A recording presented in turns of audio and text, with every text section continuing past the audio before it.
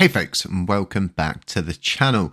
So I think I want to do another video following this proposal up because I think there's so much to this proposal that you simply just can't get it all into one spot. You probably could, but it will take some time. A lot of people don't like to spend that much time.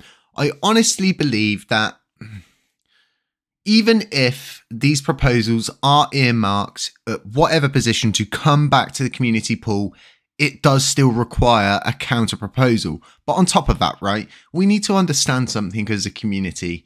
Burning is not the answer right now with USTC. The USTC supply is lower than what it was before the crash. Okay, that speaks miles, absolute miles for where we're at with burning. If we burn this 800 million USTC, okay, yeah, cool. We've just burned 800 million USTC. It's gone. Okay, so then what? Nothing. You've had your one burn and then that's it. Do you think the price is going to go up? Go back and look at the big burn that was performed by LUNC now. Around 12% of the supply, something like that. It crashed the price. There's so much more we can do with this 800 million. And this is kind of following up on both of my previous videos today, because we can take this 800 million USTC and we can take it to somewhere where we can stake it. Okay, we can swap it out for another coin and we can use that commission once staked to commence buybacks of USTC. And we need to start thinking about this as a community more collectively, because even with as much as it's against every part of me, if these funds are earmarked to come back to this blockchain, why haven't they done it? Why do they need a proposal to do this? If it's a counter prop that's needed, like I was saying, it's still highly questionable as to why this needed to happen. Because if it was a counter prop, they've discussed this in the background, the other people have agreed to hand over these funds. Surely this would be the handing back of the funds and them saying, all we need to do is pass this proposal and that person will send the funds back. Instead, this is not. This is us simply demanding those funds come back. So there's a lot of ifs, buts, coconuts and questions that go into this. But I think the end result of this, let's say, for example, if we was in the ideal world to get given these funds back, there's so much more we can do with this. There's so much USTC out there in the market that we simply need to get a hold of as a community, as a collective, and as a blockchain. And there's a lot of work to go into it. And if we want to help the USTC quant team and we want to help this blockchain and we want to see it flourish, we should all understand that if you burn these coins, if we do get ownership of them, they're done. They're finished. No liquidity, no nothing. All we've done is just removed a buttload of liquidity out of our blockchain. And I think people get a little mixed up that, hey, if we burn half the supply, there'll only be half left, meaning the rest of the coins must be worth more. It doesn't always work like this. And there's no proof, and you can Google it. There's no substantial evidence to say that burning does what people think it does. It's a very hard concept to get your head around. I think it works best in a place where there is an absolute substantial supply of coins to get rid of. And we're talking trillions to billions.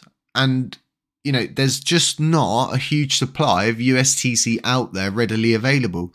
It's just under 10 billion. You know, it's really not that much.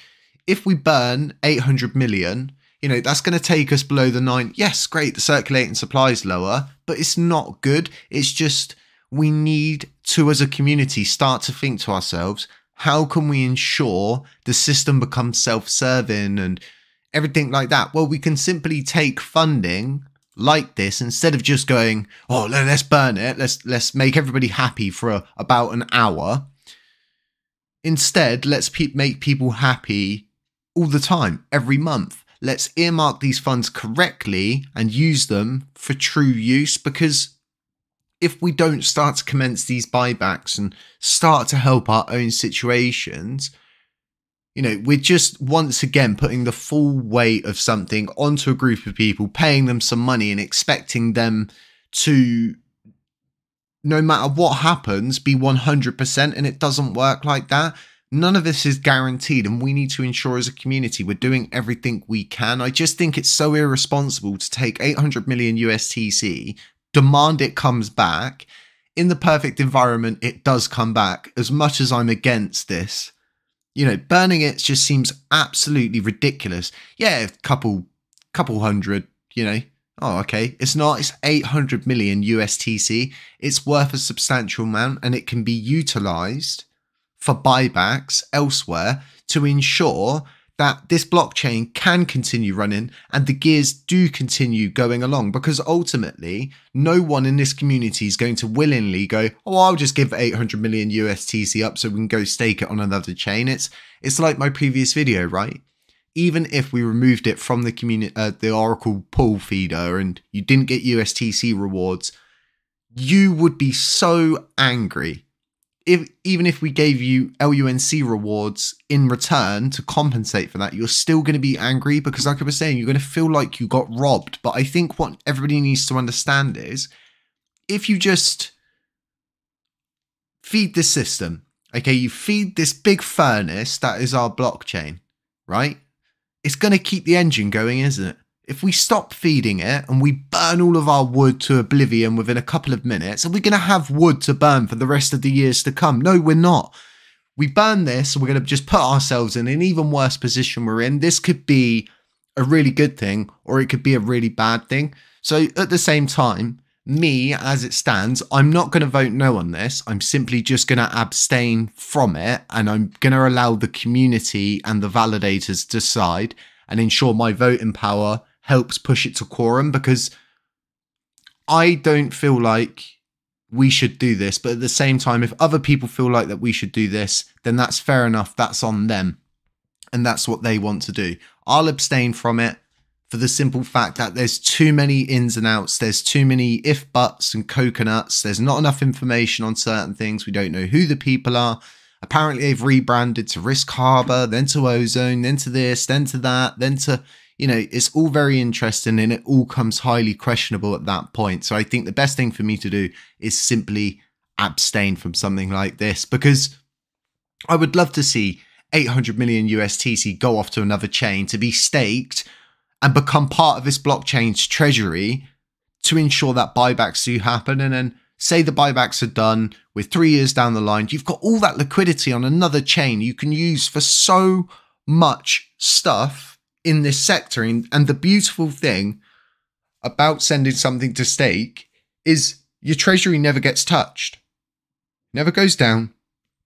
If you do things right, you can set an auto compounding system through a smart contract that, sends 80% of the commission off for buybacks and recompounds the other 20%, and your treasury's always growing. There's all these different routes we can take, but I think people are just so quick to the gun to just want a response now.